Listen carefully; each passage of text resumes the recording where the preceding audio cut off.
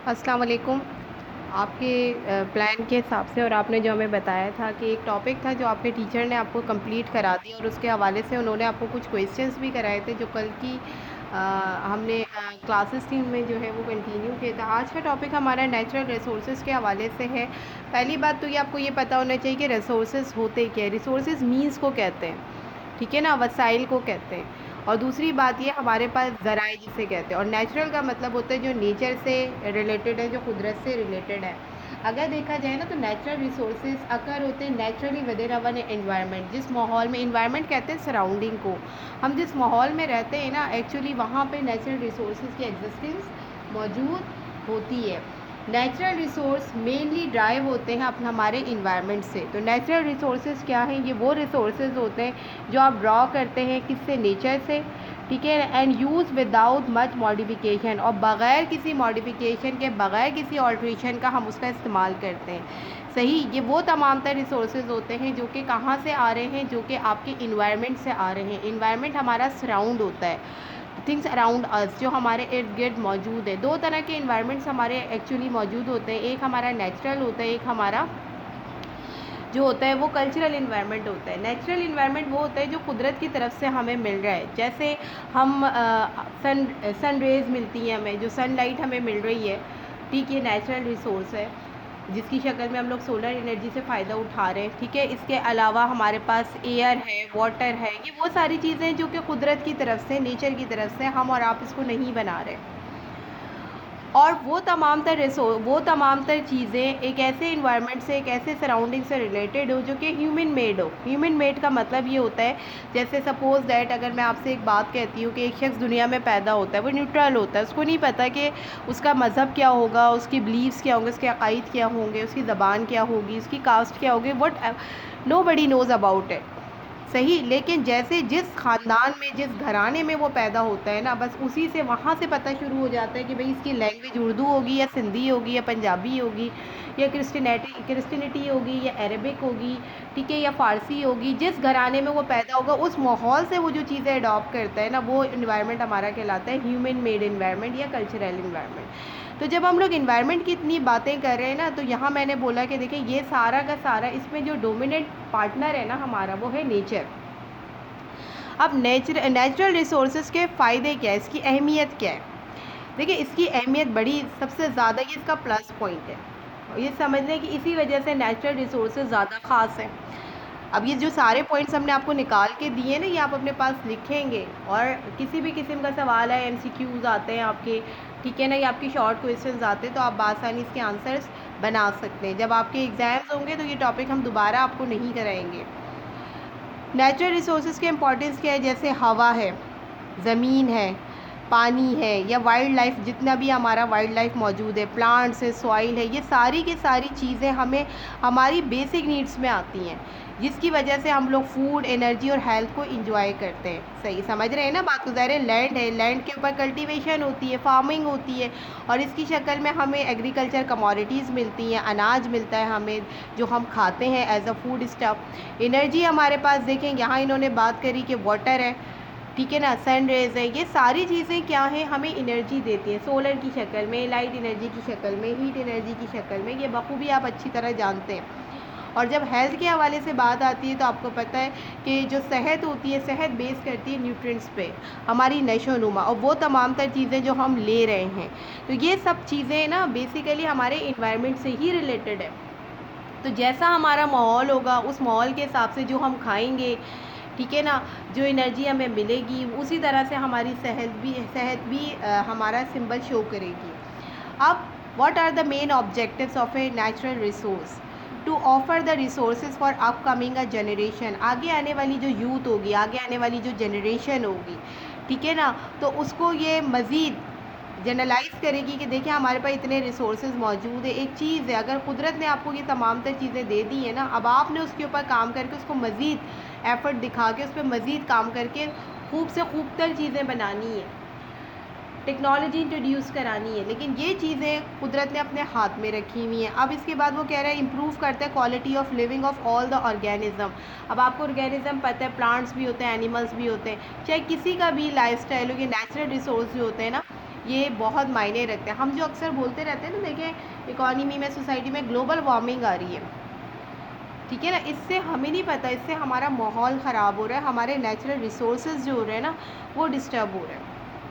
तो इसीलिए कहते हैं कि भाई जो एसिडिक रेन है वो नहीं होनी चाहिए, वक्त पे बारिशें होनी चाहिए। और ये जो गर्मी का एक बहुत बड़ा लहर होता है जो दुनिया के अंदर ग्लोबल वार्मिंग एक मेजर इशू है, मेजर हिंड्रेंस है पूरी हमारे इन्वायरमेंट को डैमेज करने का, इसको भी अब कम करना चाहिए। तो ये उस वक्त ही कम हो सकता है जब हमारे दुनिया के अंदर ज़्यादातर, अब देखें बहुत सारे ममालिक ऐसे जो ज़्यादातर टेक्नोलॉजी को यूज़ कर रहे हैं, मशीनों का इस्तेमाल कर रहे हैं, केमिकल्स यूज़ कर रहे हैं।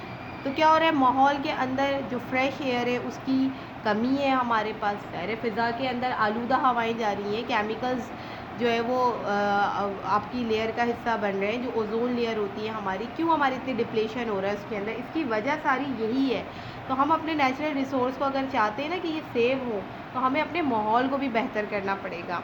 इसके बाद अगर हम बाय ओरिजिन के हवाले से बात करें तो यहाँ देखिए हमारे पास ये दो तरह के रिसोर्सेज हैं, बायोटिक एंड एबायोटिक, ठीक है ना। इसे कंपोनेंट्स भी कहते हैं और इसे रिसोर्स भी कहते हैं। तो जो बायोटिक रिसोर्सेज होते हैं हमारे, ये वो रिसोर्स या सब्सटेंस होते हैं जिसे आप कहाँ से ड्राइव करते हो, बायोस्फीयर, लाइक द, ये क्या होते हैं हमारे पास, ये वो लिविंग थिंग्स होते हैं जिन्हें हम फॉरेस्ट से, या जो मटेरियल ड्राइव होते हैं कहाँ से, हमारे दरमियान, उनसे जो है वो हम हासिल करते हैं।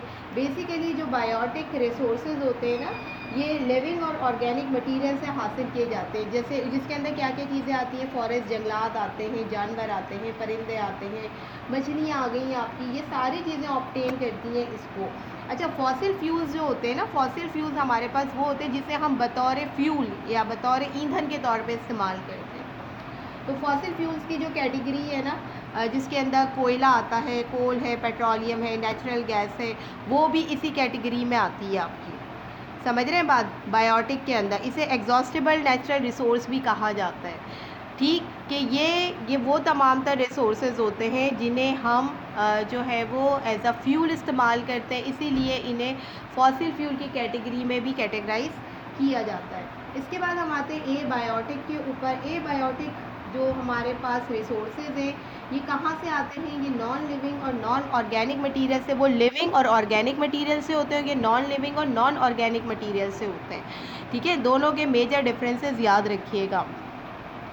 इसके अंदर क्या क्या चीज़ें इंक्लूड होती है, जैसे फ्रेश वाटर है, हवा है हमारी, या हैवी मेटल्स है जिसमें बहुत सारे ओर्स आते हैं, जैसे सोना है, आयरन आपके पास है, कॉपर है, सिल्वर है, डिफरेंट टाइप्स ऑफ मेटल्स हैं, ठीक है। ये सारा हमारा ए बायोटिक कैटेगरी के अंदर आता है। जब हमने बायोटिक और ए बायोटिक को डिस्कस कर लिया यहाँ पे, तो एक चीज़ छोटी सी और इसके साथ जो है वो एक्सप्लेन की जाती है, और वो है renewable and non renewable energy resource.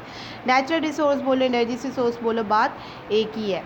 तो रिन्यूएबल हमारे पास वो रिसोर्सेज होते हैं जिन्हें हम बार बार रिपीटली, यानी बार बार यूटिलाइज़ कर सकते हैं, and does not run out because it is a naturally replaced. सही है ना।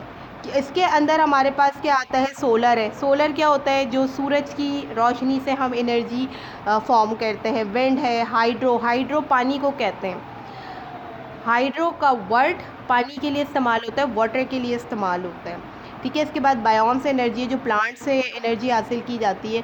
रिन्यूएबल नेचुरल रिसोर्स का जो सबसे बड़ा फ़ायदा है ना, वो ये है कि ये एक पावर एनर्जी रिसोर्स भी है, ये जनरेट करता है एनर्जी को भी, ठीक है ना। तो हमारे पास रिन्यूएबल नेचुरल रिसोर्सेज वो होते हैं जो कि एनर्जी को जनरेट भी करते हैं, और ये हमारे अल्टरनेटिव एनर्जी रिसोर्सेज भी होते हैं। यानी अगर हम गौर करें ना, तो हमें तो पता है भाई आपको एनर्जी मिलनी है, भाई सूरज, जिन ममालिक के अंदर सूरज गर्मी बहुत ज़्यादा होती है, सूरज आबोताब से चमक रहा होता है, तो आप देखें वहाँ पे सोलर सेल या सोलर प्लांट इस्तेमाल किए जा रहे हैं एनर्जी को जनरेट करने के लिए। वजह, बिकॉज सोलर हमारे पास क्या है, एक रिन्यूएबल नेचुरल रिसोर्स है, यानी ये आपको कुदरत की तरफ से ज़रिया मिल रहा है जिसकी मदद से आप आसानी जो है वो इलेक्ट्रिसिटी प्रोड्यूस कर सकते हैं। इसी तरह हाइड्रो, वाटर है, वो ममालिक जो ओशन एक होते हैं या जहाँ पे वाटर रिसोर्सेज ज़्यादा हो रहे होते हैं, तो ज़ाहिर है वो वहाँ पर हाइड्रो इलेक्ट्रिसिटी के प्लांट लगाते हैं, यानी पानी से बिजली तैयार करने के मंसूबे बनाते हैं, अपनी एनर्जी को बिल्डअप करने के लिए, अपनी इकॉनमी को बूस्टअप करने के लिए।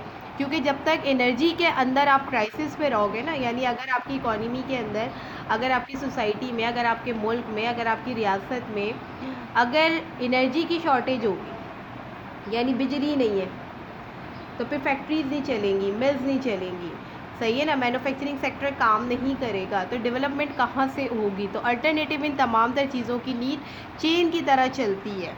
इसके बाद है नॉन रिन्यूएबल एनर्जी रिसोर्स। ये हमारे वो होते हैं जिन्हें हम बार बार इस्तेमाल नहीं कर सकते, टिकले इस्तेमाल नहीं कर सकते। जैसे हमारे पास पेट्रोलियम है, जिसे क्रूड ऑयल भी कहा जाता है। आम लफ्ज़ों में इसे दुनिया लिक्विड गोल्ड के नाम से भी याद करती है, ठीक है। पेट्रोलियम को लिक्विड गोल्ड भी कहा जाता है।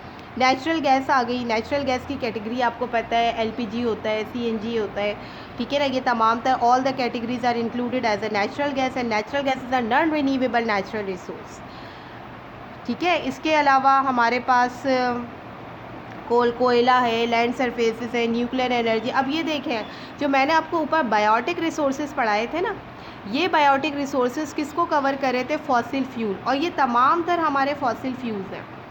देखिए, पेट्रोल ये भी यूज़ होता है as a fuel, natural gas use as a fuel like CNG and LPG, ठीक है ना। इसके बाद कोयला, ये भी फ्यूल के तौर पे इस्तेमाल किया जाता है। तो ये जो ए बायोटिक रिसोर्सेज हैं, ये हमारे नॉन रिन्यूएबल एनर्जी रिसोर्सेज को भी शो कर रहे होते हैं। तो यहाँ पर हमने आपको इस टॉपिक के हवाले से तमाम तर डिटेल्स दे दी हैं। काइंडली जब कभी भी आप वीडियो को प्ले किया करें तो गौर से पॉइंट्स को नोट किया करें, और इस मटेरियल को सिर्फ सुने नहीं, प्ले करके सुने नहीं, आप अपने पास ये सारे पॉइंट्स लिखा भी किया करें कि जब कभी हमें नीड हो तो आपके पास ये मटेरियल मौजूद हो और इस टॉपिक के हवाले से आपको किसी भी किस्म की कोई प्रॉब्लम दरपेश ना हो। होपफुली ये आपको बहुत अच्छी तरह से समझ आया होगा। इसमें तमाम तर चीज़ें जो इस्तेमाल होती हैं इकॉनमी में, सोसाइटी में, स्टेट में, कंट्री में, इसका इस्तेमाल कैसे होता है, मुल्क की मईशत इसके ऊपर कितना बेस करती है, ये सारे पॉइंट्स आपको क्लियर हो गए होंगे। नेक्स्ट वीडियो में मुलाकात होगी।